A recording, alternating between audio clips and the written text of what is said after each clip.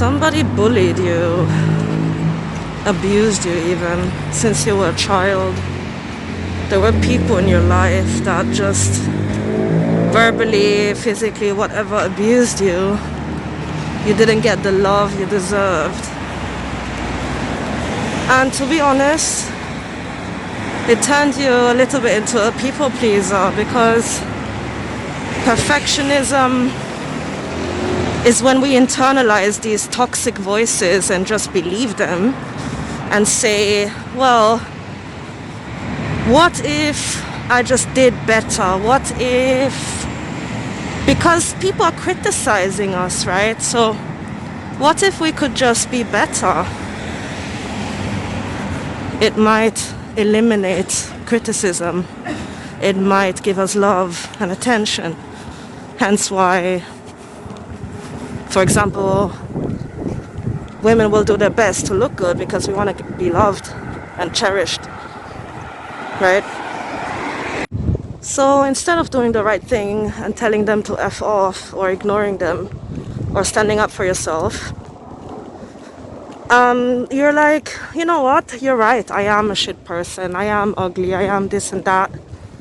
And then that's what breeds your perfectionism, because you still wanna please these people. That's the real issue here. Just now that you're older, you can stop, because, you know, perfection doesn't exist. Not even AI is perfect, not even a robot is perfect. Like, it just doesn't exist. And it's just an elaborate form of self-hate at this point. And I know nobody has told you this, but you're allowed to feel amazing. You're allowed to be happy. You're allowed to live your dreams. You know, be a positive influence on this world, because while you're occupied with your perfection, which is a goal that can never be achieved, and it's masochistic, you could do something productive, right? And ever since I accepted this and stopped identifying with it, stopped being like, well, I am a perfectionist, I say, no, I have perfectionistic tendencies and I'm working on it. That's what I started telling myself and telling people, if, you know, I would talk about it. And most people can relate. And it's really refreshing to other people to hear these things, because deep in your heart you know it's true.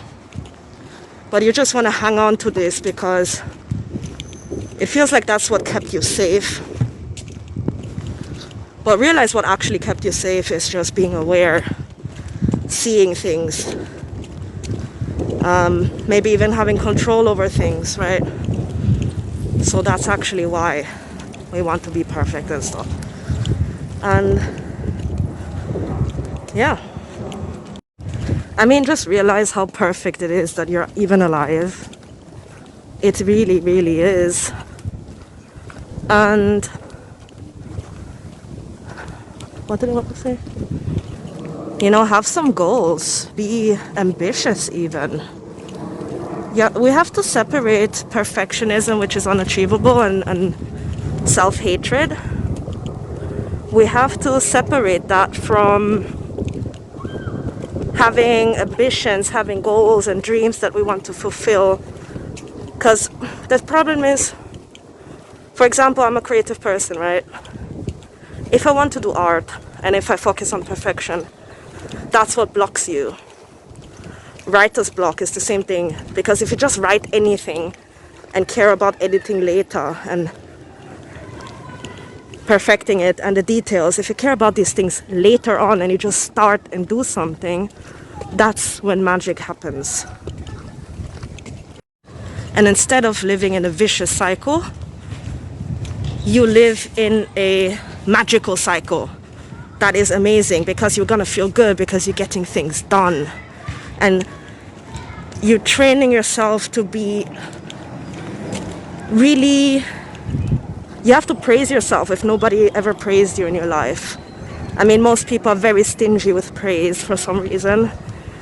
And you have to give that to yourself. So be proud of yourself, even if you're at day one of wanting to change something. For example, I want to start working out again. And I'm just so proud of myself that I'm already just having the thought and just that I have the intention to improve myself and not just sit back and do nothing and just cry about it later that, oh, I'm getting old, all of these things. So be proud of yourself for just wanting better